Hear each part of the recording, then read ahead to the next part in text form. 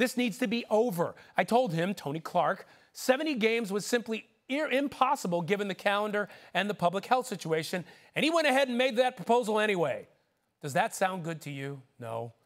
According to the union proposal, by the way, the players would have to report a week from today, so it's getting tight. Jeff Passan, I want to welcome you in along with Doug Glanville. Jeff, what more can you tell us? Yeah, right now, Ryan, I wouldn't call this an impasse because an impasse is a legal term, as you know. But we're at a point where it feels like a stalemate right now. And ultimately, it's a question of whether Major League Baseball is either going to make a deal or going to impose a season. And that ultimately is going to be on Rob Manfred. If there is a proposal, it's probably going to come at some point this weekend. But in the end, this is going to be wrapped up on Monday. We're going to know how long of a season there is. We're going to know how many games there is. And we're going to know whether it was imposed or whether a deal came together. You know what? We're at the point where you say it's going to be wrapped up on Monday, and I'll say, you know, I'll take it. At least we'll know. Doug, what's your reaction to all this?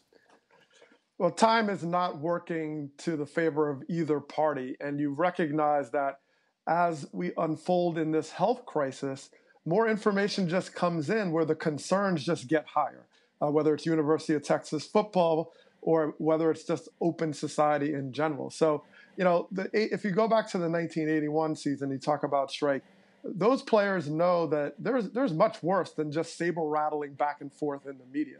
There's been much worse scenarios with lockouts, strikes, court orders, injunctions. So they'll get this done. The question about the damage on the public landscape is always going to be out there. But they need to start getting in that room and staying in that room and coming out in a unified position. And as Jeff said, probably on Monday, one way or the other, I do think an imposition of the season will not bode well, especially given what we're all facing.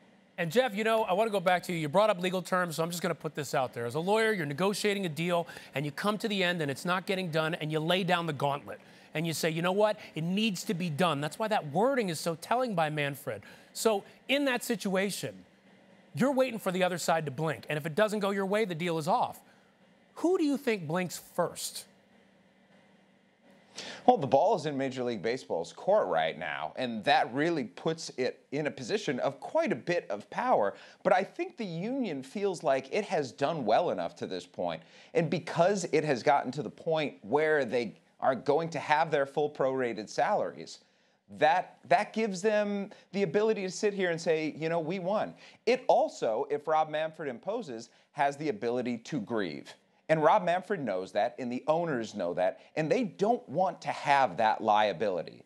They don't, in the end, want to be sitting there and potentially have $1 billion hanging over them because there was a bad faith argument to be made. And because of that, the impetus to make a deal makes sense. Going out there and saying, we're going to give you more baseball, we're going to come to a compromise, is a good thing in the end, but they are so frustrated right now with that it has taken as long as it has, and that frustration is met by the players as well.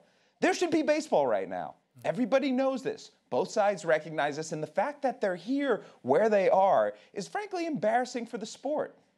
And, you know, you make me think of fans who, you know, so many people in this country are going through a tough time. People are hearing this discussion. And, Doug, they're saying, you know what? People are having trouble finding jobs, and these guys are squabbling over millions, if not billions of dollars. They could just get back on the field if they would just agree to sit in the room and split the difference. What is the eventual blowback on what's happening now on the games if they're further delayed or if, in fact, they don't happen at all?